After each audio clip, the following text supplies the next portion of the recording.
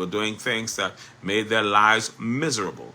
Zena was over there as a Jamaican taking advantage of Bahamians and mishandling them allegedly and doing all sorts of things. And so now Nelson and Zena are gone. It was Nelson Nelson was the director, and Nelson made Zena the supervisor after they had come to some sort of agreement in their personal relationship, allegedly, putting her over legitimate staff members, allegedly, who were much more qualified than she was and who were Bahamian. All because he could cavort and do all sorts of things. Anyhow, they gone. So long, bye-bye. Now, Albany, while they cleaning house and fixing things up, needs to consider giving those persons who were mistreated and fired their jobs back. The officers who were taken advantage of, because you had a number of officers and persons who actually took Albany to court and won their cases.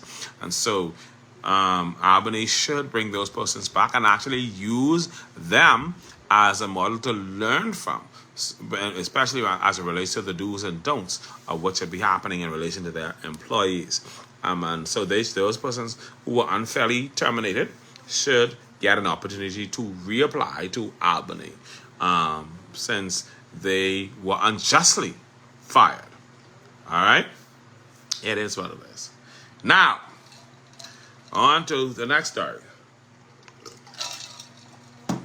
We have the story of this fake police officer. Well, he's a fake police officer with a real police officer name as his alias. The story ran around. It read, man arrested with fake gun for impersonating a police officer. It says on Thursday, 14th August 2025, sometime around 1 p.m., the crew of Tidal Wave, and Thursday the 14th of August happens to be my granddaughter's birthday, that's Soroya's birthday, and my nephew, Tavon, Kaki, that's Kaki's birthday.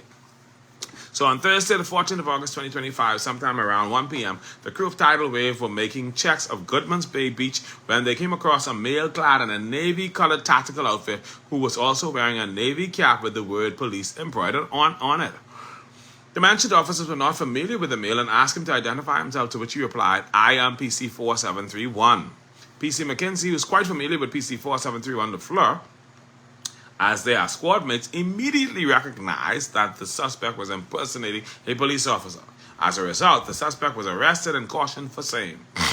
Inspector Roker, who was working along with the suspect, was not aware that the suspect was impersonating an officer and further reported that this suspect was working along with him and others for about 3 weeks. Lord have mercy, I wonder who the boy locked up. He was working with a whole inspector for 3 weeks and a couple other officers. The suspect then attempted to provide the officers with a fictitious name. However, he was unsuccessful, and his true identity was found to be James Rutherford Jr. I wonder if he's related to Frank Rutherford. Anyhow, James Rutherford Jr., date of birth, whatever, of Marathon Estates. A name check was conducted, and it was revealed that the suspect was arrested in 2022 for the same offense. So this is the second time he was acting. He was behaving like as a fake police. Had a gun and everything. So he was discharged with a warning at the first time. So he got into jail this time. Says on the same date, sometime around 4:20 p.m., a search warrant was executed on the suspect's residence, which led to the discovery of a tan-colored imitation pistol, which was found concealed in a baby carrier in the suspect's living room.